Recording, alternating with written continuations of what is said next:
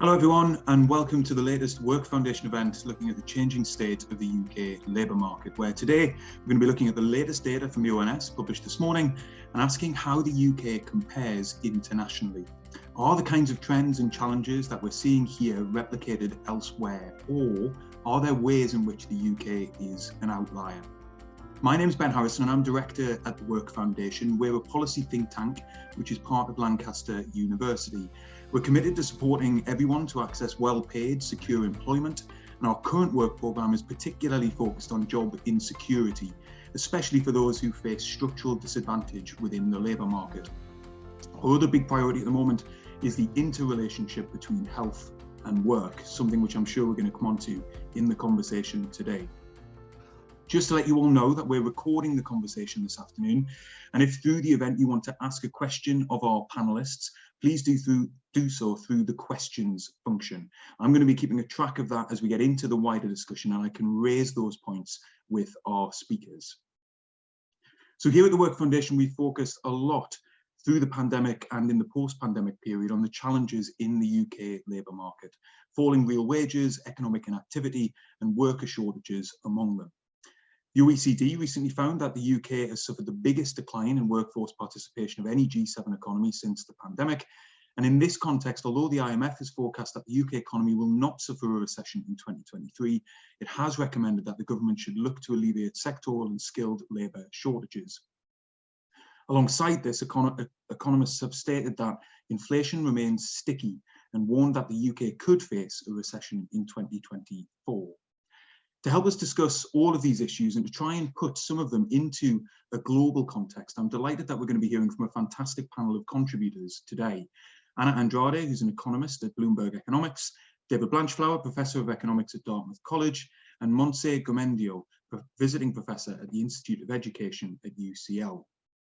Before we hear their initial reflections, I want to set the scene on the latest data from this morning. So if we could pull the slides up from the ONS. What we've seen today, the UK employment rate rose to 76%, and that's a record high, while unemployment also rose, but is still near an all-time low at 3.8%. In real terms, regular pay fell by 1.3% for the 17th consecutive month.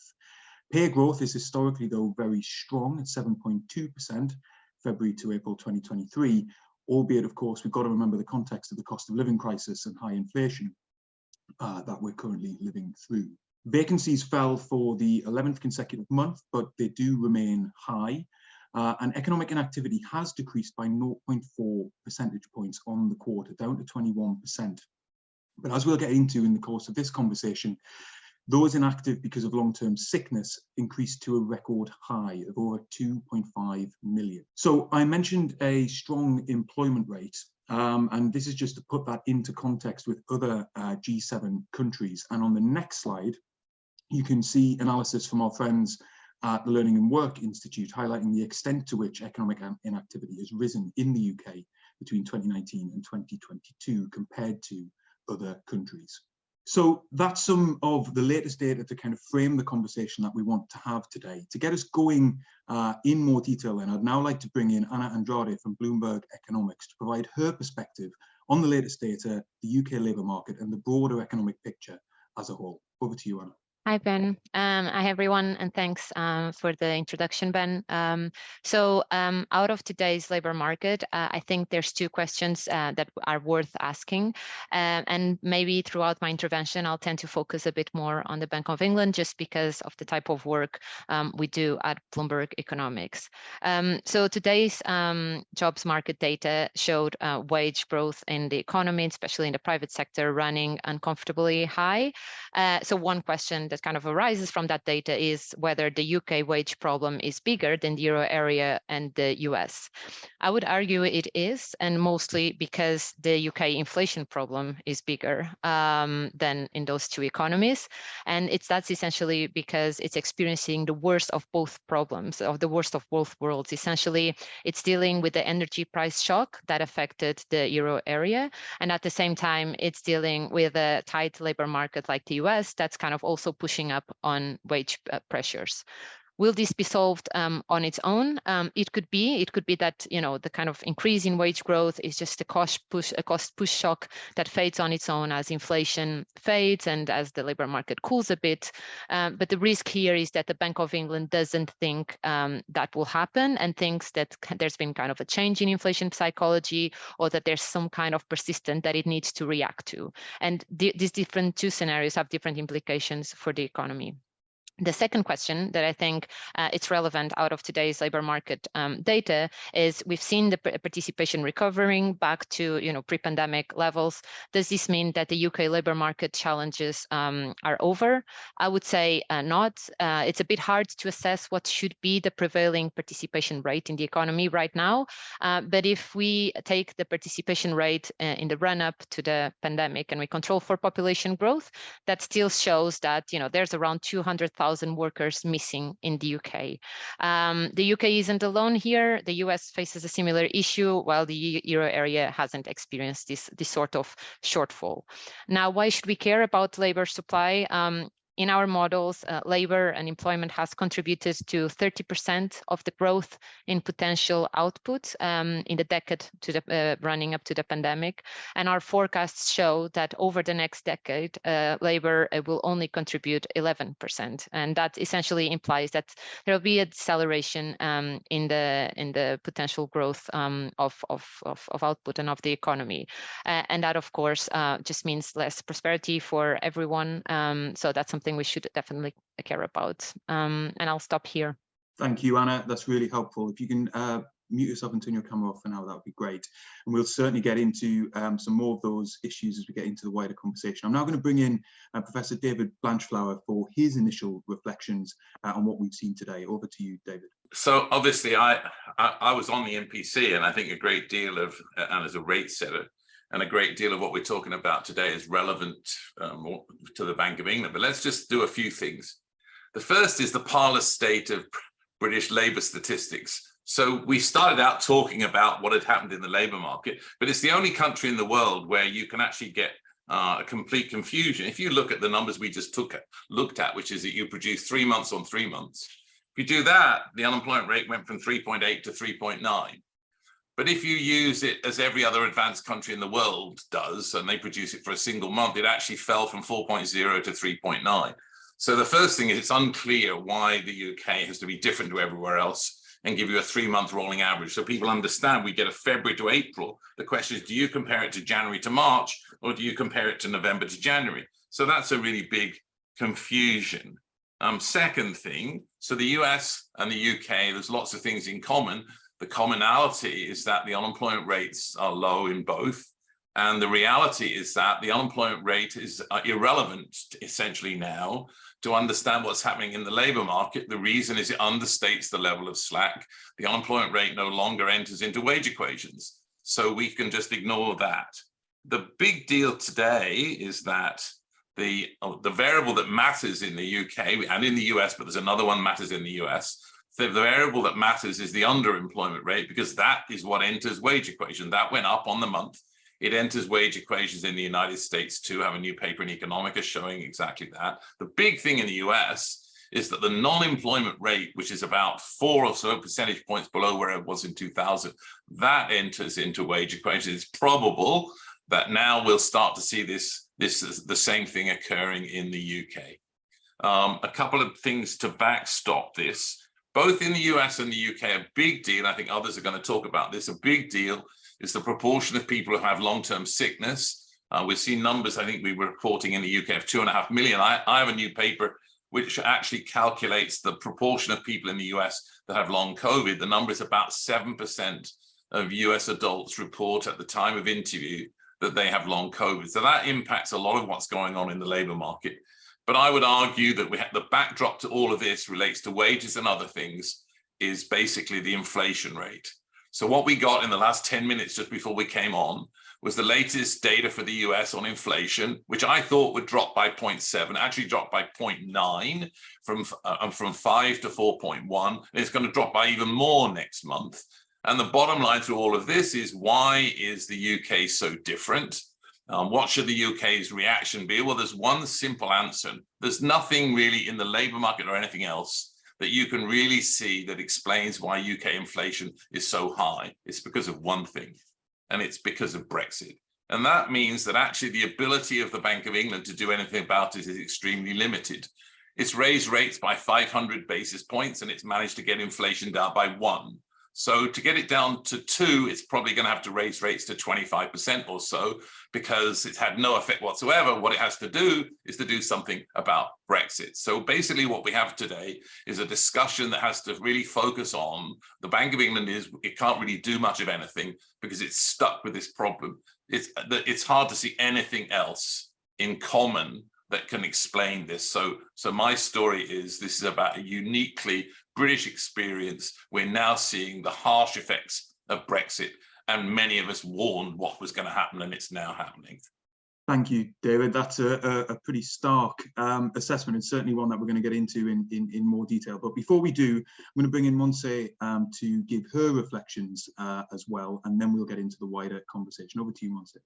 Thank you very much. So I'm going to take a slightly different perspective, and I'm going to be talking about skills and skills mismatches and how that affects some of the unique features of the UK labour market. So if we look at 3 of the groups that seem to remain inactive, which is one of the problems facing the UK economy, one of them is the low skilled.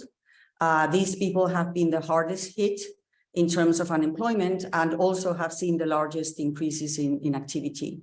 And one of the unique features of the system in the UK is that it has never developed properly either a vocational education and training system or the apprenticeship system. And many of the models that have tried have failed. For example, the levy system seems to have failed. Apparently the BTCS is not going to be renovated, it's going to be stopped in 2024. And although there is funding for apprentices to be trained and upskill and reskilled, the numbers are still very low. And we don't know exactly why, but my guess would be that probably the firms are finding it difficult to engage and to provide the on-the-job training that it's necessary. That is a very, very unique feature of not just the UK, in general Anglo-Saxon countries, but definitely a kind of very different system from what European countries have. On the other hand, we have the over 50s. Again, we have a very large proportion of the over 50s remaining inactive. And this is not unique to the UK. I think this is quite universal, but the UK, as many other countries, does not have a properly developed lifelong learning system. Again, a system where firms need to be involved, and where people need to continue upskilling and reskilling throughout their lives after COVID, because some economic sectors fell and never recovered and they have to move to other sectors, but also because of the impact of digitalization, globalization, and now artificial intelligence. People need to continue upskilling throughout their lives, and this is not happening. And it's particularly problematic for SMEs, because for them, the costs are very high and the benefits are low because of the risks of other small firms poaching the people they train. So they really need the right incentives from governments in order to engage in this kind of training. And finally, what is very unique also about the UK is women with children having to give up work or to go into part-time work because there isn't enough childcare available for free. And I know that there are plans from the government to increase the number of hours that childcare will be free. Personally, I don't think that will make a huge difference. I think the low-income families need to be targeted, and they need to have access to free childcare for women to be able to continue to participate in the labour market. Thanks. Fantastic. Thank you, Montserrat. If I could ask everybody to turn their cameras back on now, we will build on those initial reflections and get into a bit of a broader conversation. And where I'd quite like to start is just getting into a bit more of a conversation about the things which we feel are distinctive or in some way mark the UK economy and labour market out from global comparators. And through the course of each of your reflections, we've heard some, but Anna, I know David particularly sort of referenced underemployment, long-term sickness, the stickiness of the inflation rate in the UK. Are those things which you'd agree sort of mark the UK economy out against others, or are there other things that you would sort of draw attention and emphasis to? I mean, I would definitely agree that, Brexit is a very, strong shock to the economy. We did an analysis earlier on this year, and we found that, for around 460,000 EU workers could be missing. So, this is obviously adding to the pressures in the labor market. But what I would kind of single out, and I think it's what's more evident in today's wage data, is really the dimension of the inflation problem. And there, I don't think it has only to do, so a lot of the wage, so I agree, most of the wage data is explained by inflation right now, a little bit by slack in the labor market, but mostly is inflation. And now the question is whether the UK has, a particular inflation problem that it's affecting, real wages, is affecting the economic outlook, interest rates, everything, the wage data as well.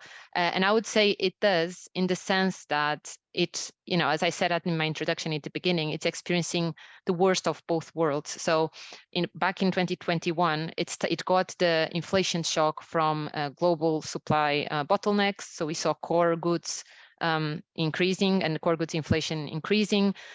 Like the US, what happened is that now in the US, we've seen kind of core goods disinflation happening. And the reason why we haven't seen that in the UK, I think, can be largely attributed to the size of the energy price shock. It's not just a kind of one-off increase in energy prices, it's just all the second round effects. So it's still feeding through, goods, services, everything. So I think we cannot, at the start of the inflation, the inflationary process, it did suffer from high core goods inflation. That's now, spilled over. I mean, that's now a different shock, that it's more related with energy inflation, and that's reflected again in core goods and in services. And there's a third problem, which is like similar to the US, then it's wage pressures. And that, I think, slack is at least contributing a bit to that. I would say that, underemployment is like definitely a factor, but, if you look at vacancies and, even surveys from recruitment, like we've been through an overheated labor market over the past year, and that's also adding to it. Thanks, Anna. David, you want to come back in? Yeah, I mean, I agree with that, but the thing you have to ask yourself is, well, if it's not Brexit, what is it, right, that distinguishes the UK from elsewhere? And I agree with you, but think about what we've seen. We've seen a COVID shock, well, common to everybody. We've seen the Ukraine war, common to everybody, although some people have managed the economy better than others. So you have to come up with, why is the UK different? I'm going to go with a couple of things. So the US is remarkably different in the sense that what you have there, people probably don't know this, is you have goods deflation and you have services inflation. So on the goods front, you're actually seeing that. Think about what happened in the COVID. You had people bought stuff on Amazon, and now they stopped buying it. So not only did they stop buying stuff, but also they've stopped buying things in Best Buy. They've stopped buying cars and fridges because they have to finance it. And so the cost of financing is declining. So that's a big deal. But the other thing is that services in the US have still maintained themselves. People are going to Broadway shows more. They're going to theaters. They're flying to places. Obviously, the question is, does that fundamentally change? But the reality is we still have to, if it's not Brexit, what is it? Is the bottom line through all of this. And it seems pretty hard, because all the things Anna said is true, but I sit in the United States and I think you would say the same thing. That there's no obvious evidence of gigantically different wage pressure. I just struggle, I scratch my head and I say, okay, there has to be something, but there's one more thing. There's one more thing, which is I gave a big speech to the Pension Association in the UK on Tuesday. And the reality is that if you look at bond yields now in the United Kingdom are back to where they were under Truss. The moron premium is being applied here. The markets don't have any faith whatsoever in the economic management in the UK, either in the Treasury or at the Bank of England. The UK's 10-year borrowing costs are higher than Italy, Spain, Greece, and various other countries in the world. And just to set this thing up, The reality is that the markets don't trust UK policymakers or policy making. And that's the big part of this story. I mean, if we look back, so the story apparently, I understand from the pension folks, is that the changes made in the budget on that Friday, the pension sector was not consulted at all on the week before. If they had been consulted, they would have said this is an absolute disaster. And by 9 a.m. on Monday morning, the government had bankrupted the UK pension sector. So that's what distinguishes this. Markets don't have confidence. You're not going to invest in the UK if you realize that the politician, that basically you're run by a bunch of lunatics. And I think that's a big part of it. I mean, you asked me, what's the difference? It's Brexit, but the same lunatics were the ones who caused Brexit. So I think that's what distinguishes it to me. Borrowing costs in the UK are high. If you go to the FT's 10-year borrow, there ain't no, it may have moved a little bit by day, but we're up at 4.12. So it's Brexit and the moron premium that the Brexiteers generated. The reliability of politicians is probably under some scrutiny across lots of countries. Yeah, but still we look at bond yields, right? I agree with that, but we have a measure of it, which is what markets charge people to borrow. And yes, that's true, but it's still higher in the UK than the US. Yes. Montserrat, I'm going to bring you in a second, but Anna, you wanted to come back on just a point there. Yeah, I would just say two things. I think the comparison with the US is a bit unfair just because the US didn't experience this massive energy crisis. I mean, it was not so dependent. It did. It got hit by the same shock. It's just how the politicians and policymakers dealt with it. It's the same shock. But in terms of natural gas prices, I mean, when you look at the contribution, you could easily stopped it. You could have intervened and prevented the consumers being whacked by it. Why didn't you? It's just a matter of policy. It's just choice. You didn't get it differently. Just a policy choice. You chose something stupid. You didn't have a sensible energy policy, and that's why people got hit by the same shock differently. Definitely, I would argue that there have been interventions in both UK and the Eurozone. Right, some better than others. To support real incomes. But I would just say that I think, as I said, I think the energy, and if you look at inflation all over, energy contributions to inflation across US and across Eurozone and the UK is just very different, the role that energy plays. And I think that's still what we're seeing on the premium on bond yields. I think that's largely, I think we had an experience where the premium was definitely higher, especially when Truss, came to power, and we had all the fallout from the mini budget. But I would say that once Rishi Sunak stepped in and they kind of, reversed a lot of the policies, and they consulted the OBR, and they went back to economic policy, orthodox economic policy, then that kind of premium disappeared. Now it's true that that's just not true. That's just simply not true. I mean, I can look at it today. It's 4.48%. It's higher than it was before Truss came into place. So that's simply not true. But that would be also... I'm looking at the wrong number. I'm looking at bond spreads today. Yeah, bond spreads at 4.41%, higher than they were under Truss. So what you said is not true. Yeah, no, not today. I'm just saying, in the immediate fallout, when the... Well, I agree, but today is what we're talking about. Today, it's what you said isn't true. No, sure. I just wanted to highlight a bit that, that credibility problem markets seem to have bought it. I think that now there's obviously... That's not true.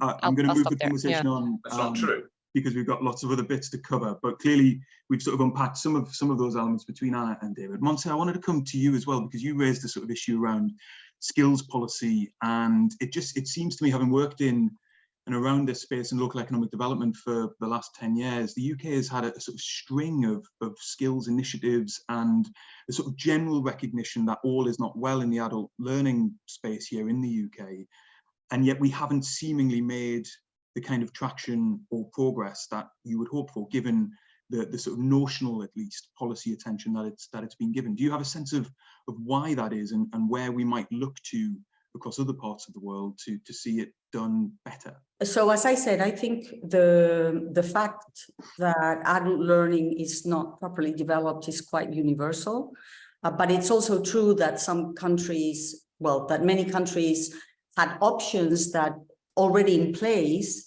that, although were not meant specifically for adults to upskill and reskill, could be used by adults in order to achieve this. And I'm talking again about vocational education and training and apprenticeships. I mean, I think this is a big gap that the UK has, where people who go through the academic route and then end up going to university are okay, or at least as okay as people in other countries.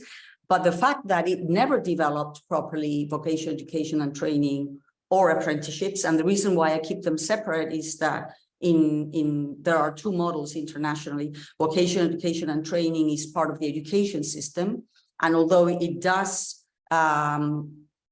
include a big on-the-job training part, it's always sort of controlled, and the standards are defined by education.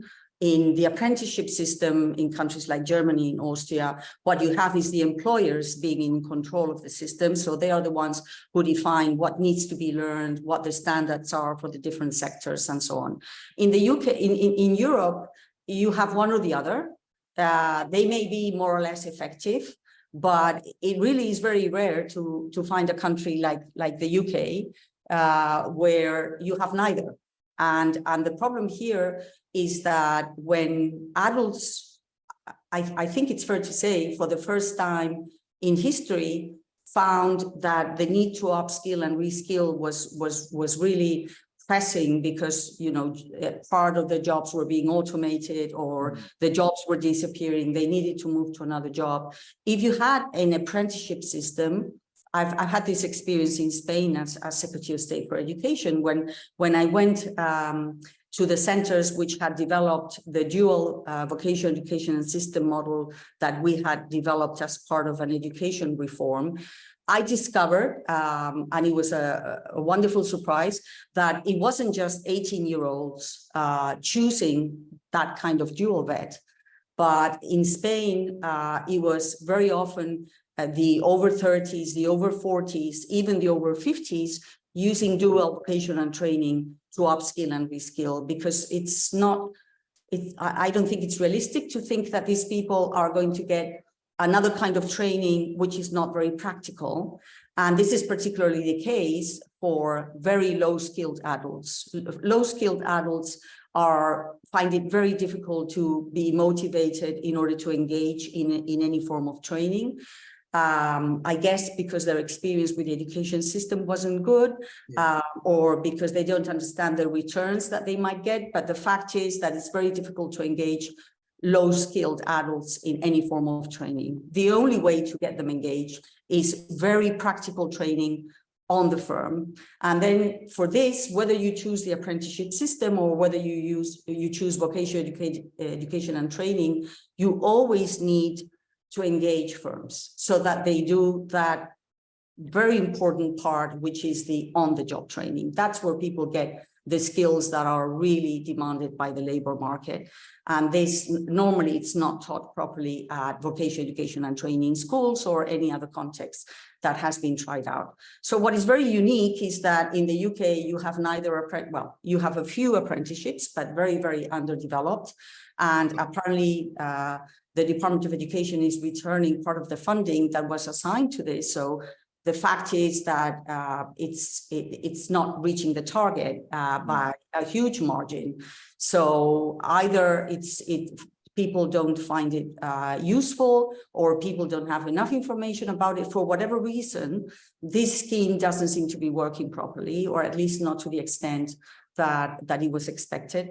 And on the other hand, you know, the UK has tried the levy scheme. It has tried the BTECs. It has tried many things which, for one reason or another, haven't worked.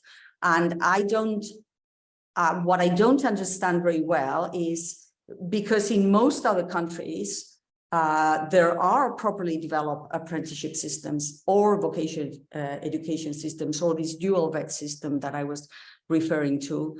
Why is it so problematic to develop this in the UK? Because it leaves a huge part of the population, particularly those people that are low educated, that have a low level of skills, completely vulnerable and unable to upskill and reskill when they need to do so at the age of 16 or 18, but also later on in life if they need to move to a different job for whatever reason. So I think this is a very, very pressing need that the UK needs to address. Could I just ask you one quick question? So Spain's been remarkable in the decline in the unemployment rate. Could you talk a little, I thought it was really interesting what you said. Could you talk a little bit about how it's managed to come down? Of course, the backdrop is Spain has had rapidly falling inflation. So in a sense, the story of what you've talked about might be part of the explanation of what we were talking about before. I mean, unemployment in Spain has really fallen and inflation has been falling. So maybe worth just a second on that, because I thought it was really interesting what you said.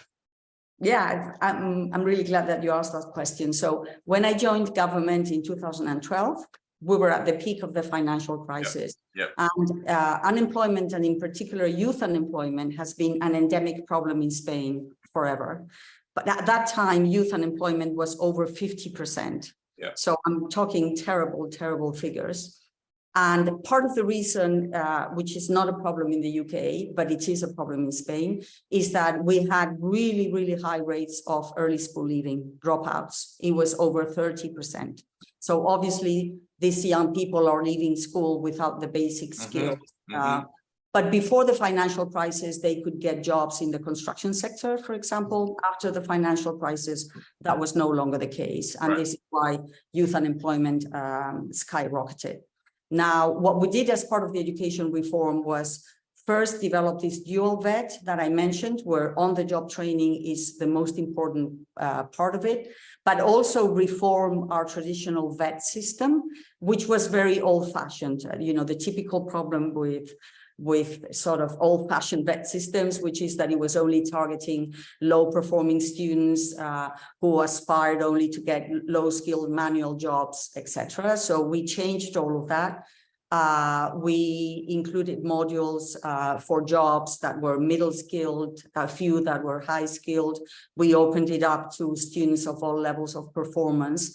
And I think most importantly, we built bridges with the academic track. So if you chose vocational education and training at the age of 16, you could then change your mind and go back to the academic track. If you continued into tertiary vet, you could end up going to university. So all these bridges were built so that it wasn't a dead end.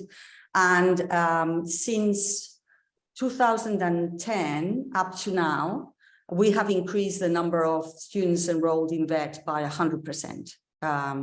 So it's been a massive increase. It's led to a massive decrease in early school leaving, and it also has had a big impact on youth unemployment, which is going down.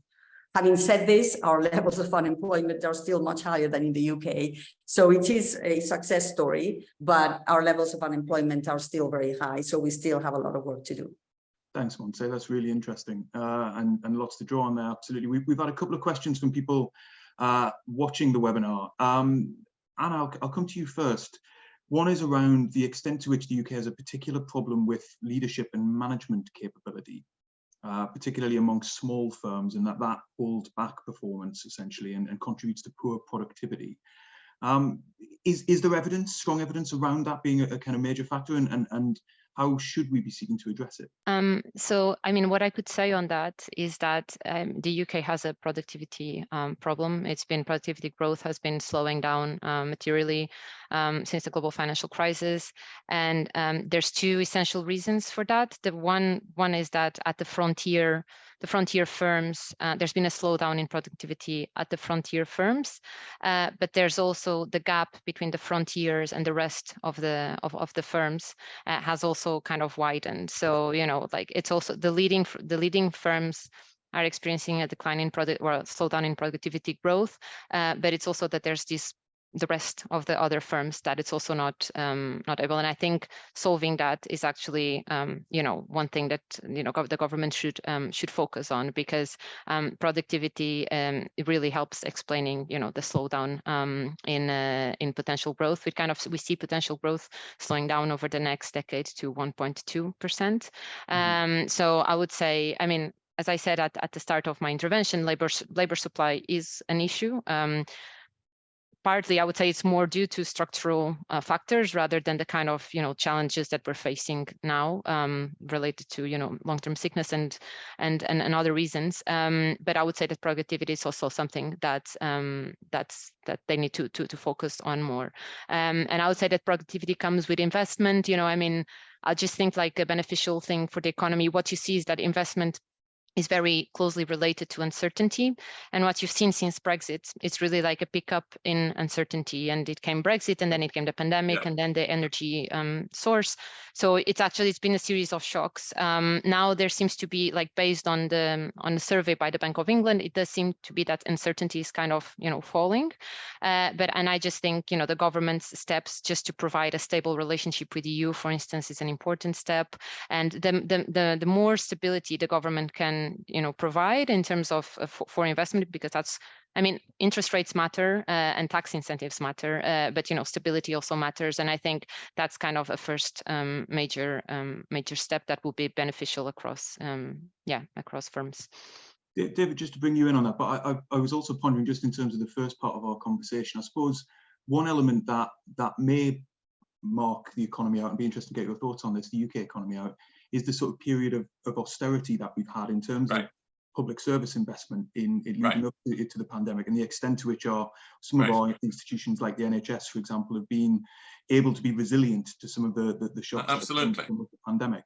Is that perhaps a contributory factor? Yeah, I think, yes. I agree with what Anna said. I think the uncertainty is a really big deal, but I think we need to sort of set all this in context. Apparently, the TUC have actually, as part of their intervention into the inquiry about COVID, have wanted to go back and talked about the 2010 austerity intervention. And in fact, Osborne and Cameron are going to testify to it. I think it was a disaster. I think it was based entirely on a spreadsheet error. So the claim that debt to GDP ratios at 90% was a big deal turned out to be, well, wrong. The UK economy was growing fundamentally through 2010, and then it basically destroyed growth. So what happened was there was a huge amount of underinvestment in the public sector, which, the TUC's view, which is probably mine, generated large amounts of vulnerabilities, and that's had a big effect. But I also think, go to Anna's point, I also think since Brexit, the uncertainty created by what form of Brexit is it? Are we going to scrap these laws? What are we going to do? Are we going to change? So that, in a sense, has been reflected. We talked about the government bond yields, but it's also reflected in very, very low levels of private investment. And think of Northern Ireland. Think of what's happened there. What are you going to do? So Northern Ireland performs the best of all the British, Scotland, Ireland, Wales, and England. So I think uncertainties are clearly big deal. I think it goes back to my earlier points about the fact that the markets don't trust these policymakers, and I think it's a really big deal. And the vulnerability is a really big deal. I thought that just made me think of one more thing. So the big deal that, in a sense, we're also going to have to deal with, in my view, is the pound. So if the Bank of England is going to carry on with its lunatic view, I call it in Gaga land view, that we're going to keep on raising rates, you need to understand what the markets think in the United States. So the markets, people probably aren't aware of this. Do you know what the markets are pricing in the United States over the next 2 years? They're pricing in a rate rise in July and then 9 cuts by the end of 2024. So rates by the end of 2024 are going to be down, down a 200 basis point difference today compared to, at the end of 24 compared to now. So if the Bank of England is going to carry on raising rates, well, that's going to generate a big rise in the pound. Let's be clear that the bank's own forecasts say that it should be cutting, says that there's a huge probability of inflation being well below the target, and actually a high probability of deflation, which is why there are 2 dissenters. So this uncertainty, I think, uncertainty about the credibility of the Bank of England, its own survey show the credibility of the Bank of England has basically collapsed. So I think the relative things really matter. I think your points are really very good about uncertainty. I'll go back to Anna's points. In lots of sense, we don't really know I mean, there are a lot of people working on Jonathan Haskell's, remember the NPCs, works on productivity. There's all sorts of places around the country. You guys at the Work Foundation have worked on it. And the truth is we still, I mean, obviously part of it's public investment, but we still really don't know why it is the French produce in 4 days that the Brits produce in 5. I mean, it's, you know, it's a puzzle. So there's uncertainty. I think Aaron nodded. I think there's an uncertainty, right? All the things you said are right, and things that I've said. But the truth is, it's in the residuals. We don't really know. But I think, again, I agree with Alan. But this strikes me as a really big problem. It's a problem of leadership amongst firms, a problem of leadership of politicians, problem of leadership at the Bank of England. But it's so that last thing. So when if the Fed does cut rates, that's not going to do anything because the market's already priced it in. There's a lot of stimulus going into the UK economy, into the US economy, that there isn't into the UK one because markets are priced in cuts. Yes, yeah.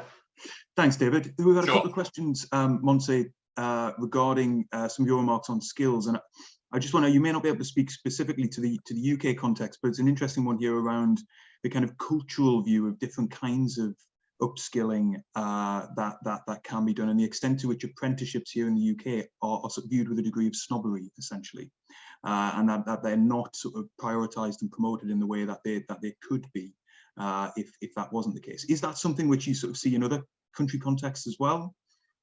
Well, the problem in most countries is that traditionally vocational education and training was aimed at low-performing students who then moved onto low-skill jobs. But eventually, this became a completely outdated system. And then the problem that these countries face when they have to make this transition, and when I was at the OECD as head of the Skills Center, this was one of the issues that countries asked us to help them with, which is how to transition from an outdated vocational education and training VET system, only targeting low-performing students who could only aspire to low-skill jobs, into a different kind where they could attract all kinds of students with different levels of performance who could aspire to jobs that require a much higher level of skills.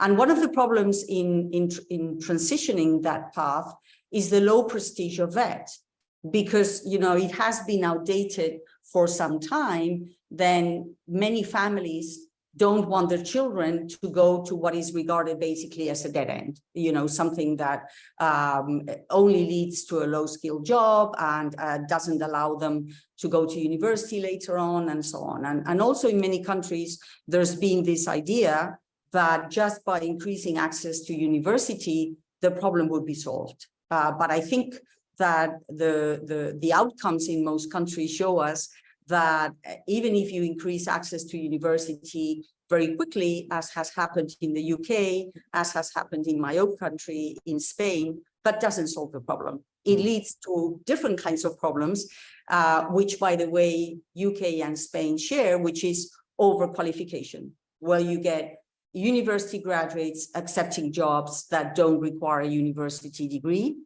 But when you look at whether these overqualified workers are actually overskilled, you find that they're not, that the skills match is pretty good. So this unfortunately means that the university education that they've got has not equipped them with the right sets of skills or with a high level of skills. Now, this was a question that was asked again and again when I was Secretary of State and we were trying to reform vocational education and training. A lot of people thought the first thing that we needed to change was something about it, the name, or some marketing initiative that would destroy the low prestige, that would make it attractive again. We never changed the name. We basically changed what I mentioned, the way it works, building the bridges, attracting students from all different levels of performance, making sure that they could get to jobs requiring higher levels of skills. And families are very, very sensitive to one measure, which is employability. As soon as families got the information that the students going into vocational education and training particularly dual vocational education and training, which has a bigger component of on-the-job training, employability was very high. And now we have a situation in Spain where if you want to invest in Spain, I would say the safest sector where to invest is private vocational education and training, because there aren't enough public centers for the huge demand that there is, because employability is higher than for university graduates. This is 10 years later. But I think it shows you how by showing families that you can improve employability by introducing this big component of on-the-job training, families react to this very quickly. Yes, yeah, thank you, Montse. That's really helpful. I'm conscious of time. We've probably got time for one more substantive deep dive into the issues that we were sort of framing at the beginning. I'm conscious we haven't yet really got into economic inactivity, and in particular in the UK context, this issue which is now staring us squarely in the face around long-term sickness and the extent to which that marks us out against other economies. Anna, this was something you touched on in your opening remarks. You maybe unpack it a little bit further, and if you have sort of reflections on what the response to this may end up needing to be in the UK to tackle it. Yeah, sure. So I think, as I said at the beginning, I think it's hard to know what should be the participation rate that should prevail in the economy, because you do have people dropping out of the labor force because of long-term sickness, early retirement, but at the same time, all the what we experienced in the UK prior to the pandemic was a strong growth in participation that was driven by more women working, entering the job market and stuff, and a lot of those factors, also as migration, but a lot of those factors simply probably won't kind of will have faded and won't add more to participation. And then you also have an offsetting effect from an aging population that's also going to weigh on the participation rate. I think the key question for the UK, as I said, there's still a shortfall. It's not as big as it was before. I think middle of last year we were looking at a shortfall of close to 500,000. We're significantly better now, but there's still a shortfall. And I think the key question here is whether there's more room for recovery. What we know as well is that from data is that there's very little chance that early retirees return to the labor market. I think there's a probability of 6% that they return in the 6 months after they drop out, but that probability just keeps on decreasing the more they stay outside the labor market. So, I'm not sure we can count on those to come back. And also on the long-term sickness, what we know is that I think around 2/3 of it were people that were already inactive before. And again, it's hard to see. To address the long-term sickness, I think, investing in the NHS and investing in health capacity is definitely one way to go. What I would say is that, and touching again on this point that I mentioned at the start on the long-term growth and the reason why we're seeing employment adding so little to potential growth compared to the run-up to the pandemic, these are mostly about demographic trends. And one thing that I would say there is that if you compare the UK and the US, and if you compare how much labor input contributes to potential growth, you really see a disparity there. And one thing that the UK needs to rethink a bit is, now that it exited the EU, and that you would assume that would come with lower migration growth. Now, how does it replace this kind of labor force that could help propel growth in the long term? So that's I think efforts should definitely be focused on bringing people now back to work, but also on the long term demographic trends that face the UK. David, you wanted to come in as well there. Yeah, well, some of that I agree with, some I don't. So if the big puzzle in the United States is, why has the labor force participation rate collapsed? 67.3% in 2000, 62.6% today. Everywhere else's labor force participation rates have basically remained flat, Spain and others, and risen. Has nothing to do with demographics, has nothing to do with technical change, because every country's had the same. So we have a major puzzle. In the United States, we don't really understand that. But I will say, and I don't think we can forecast in the way that Anna said, I don't think we can forecast at all about what's coming. And I have one reason for that. If you look in the data, and we have new papers on this, if you look in the data, so what really I think the rise in long COVID and other things is actually about a rise in depression. I mean, that's a lot of what we've seen, distress, depression, whatever. I mean, we have papers showing that. If you ask people over the last 30 days in the United States, how many of those 30 days were bad mental health days? Well, we're talking about 6% of the population say every day of my life is a bad mental health day.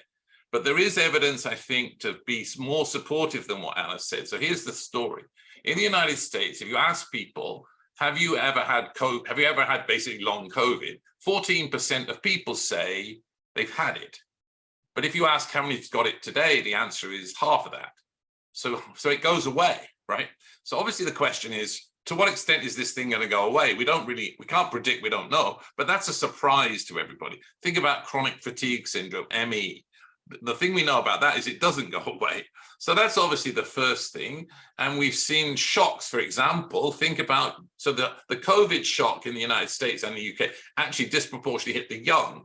And if you look at depression, depression hit the young, right? So if you look at anxiety and depression and all of that stuff. So I think the question is, is this a permanent thing? The question is, we don't really know. It does appear to go away. And if it's temporary, then people will come back. But the reality is that, to finish on a note, if the labor market was at full employment, then people would be on their labor supply curves. There wouldn't be overemployment, there wouldn't be underemployment. People would move to where they wanted to move to. And if they wanted more or less hours, they could do that. They could take on second jobs. And none of that's actually occurred. So I think the answer is that these are two huge shocks we've been hit by. The labor market, I also said, that basis of all the work that I've done, is that the labor market changed in ways that I do not understand and nobody else does since 2008, which made forecasting very hard. And I think the answer, compared to what Anna said, it may be better than that. It may be better than what she said, because these phenomena may go away. If we can fix the depression thing and so on, but those numbers are really high. But I'm really taken by the fact that long COVID appears to go away. Yeah, I think I'm probably a little bit more pessimistic than that, David, in some ways, right. only in as much as I think the UK sort of policy response on some of this so far has been quite lacking, and also what we see when we look at the kind of role of employers in some of this as well. A lot of UK employers are really not in that space of opening up more flexibility or some of those conversations that you might want to have with people who carry long-term health conditions to enable them to work. We saw some of that move through the pandemic. Well, let me just give you one response to that. I mean, if there's a famous paper by Kahneman and Kruger, and they ask 1,000 professional women, what is it that you like the least in your life? You know what the answer is? Commuting, right? So if you think about, if we suddenly find that people don't have to commute, they find more time, but in essence, that might actually be a really, we might see a really big response to that. I mean, no one's focused on the fact that actually remote work means you don't have to go bloody commute. And that's, I think, a big deal. I mean, the other thing is the role of cities. Let me just throw a fact to you.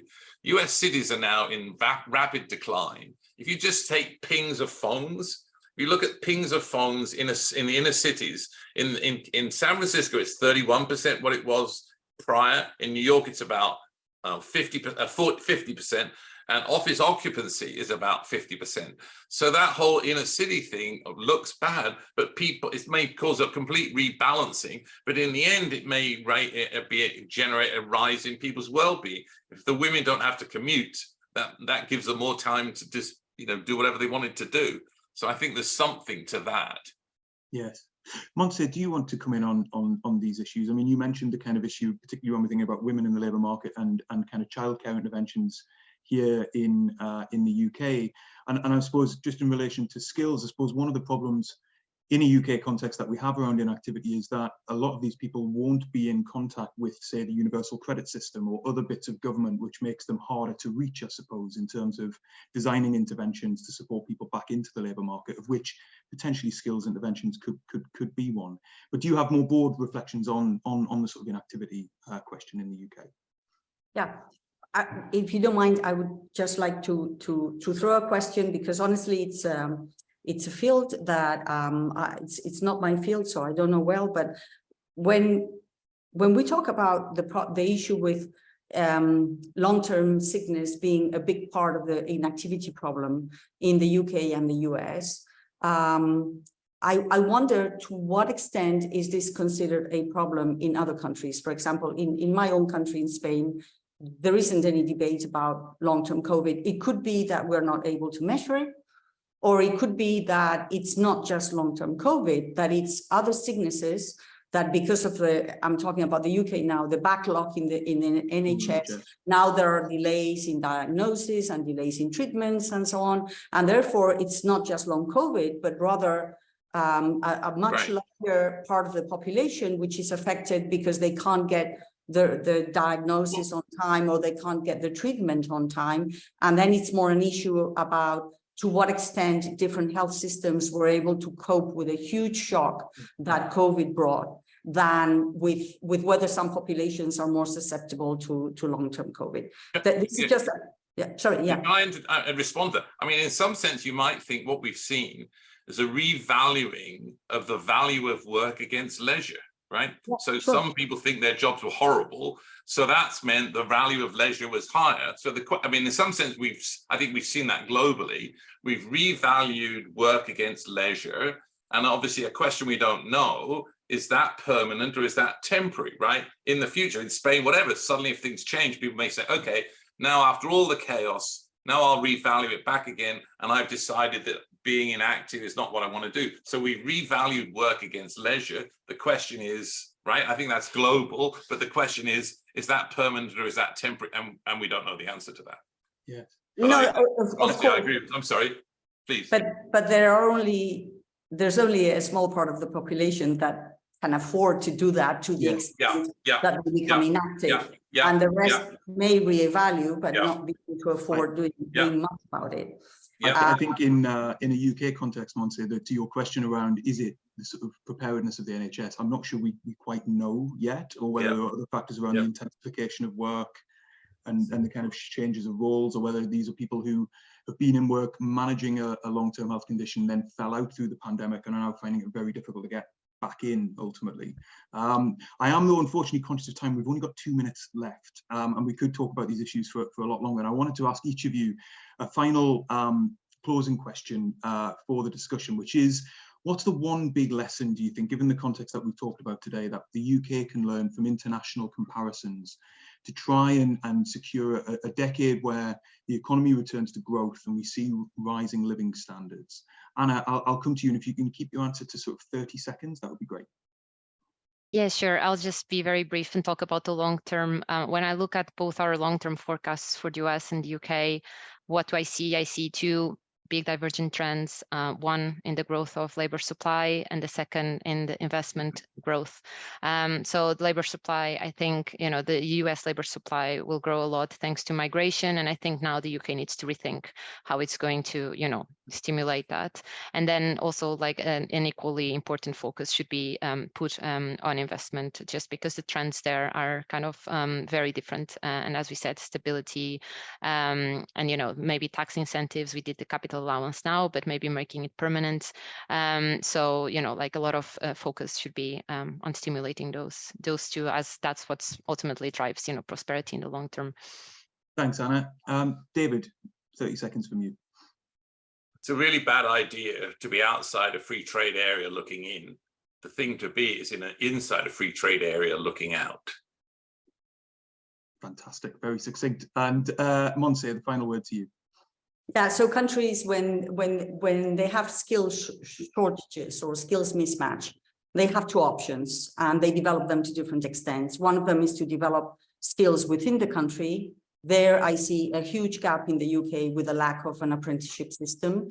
The other is, of course, to bring skills from other countries and not worry too much about developing them within. And that Brexit has made it more difficult. So it becomes even more important than before that Britain does develop this vet system, apprenticeship system, whichever model it wants, to be able to equip people with the right sets of skills, particularly those who don't go to university. Fantastic. Thank you, Montserrat. And I think that just about then brings us to a close in terms of the conversation this afternoon. I'd like to say a huge thank you to our panelists for their contributions, to all of you for attending and asking questions, and to the Work Foundation team who lead on producing our analysis and on putting sessions like this together. We've got a busy programme of research and events underway in 2023. Next week, we've got new research being published on the extent to which workers with long-term health conditions are more likely to end up trapped in insecure work. So please do check out our website for that next week. You can already sign up to our next Work Matters event, which is scheduled for the 12th of September. For now, though, thank you once again. I hope you found the discussion valuable and enjoy the rest of your afternoon.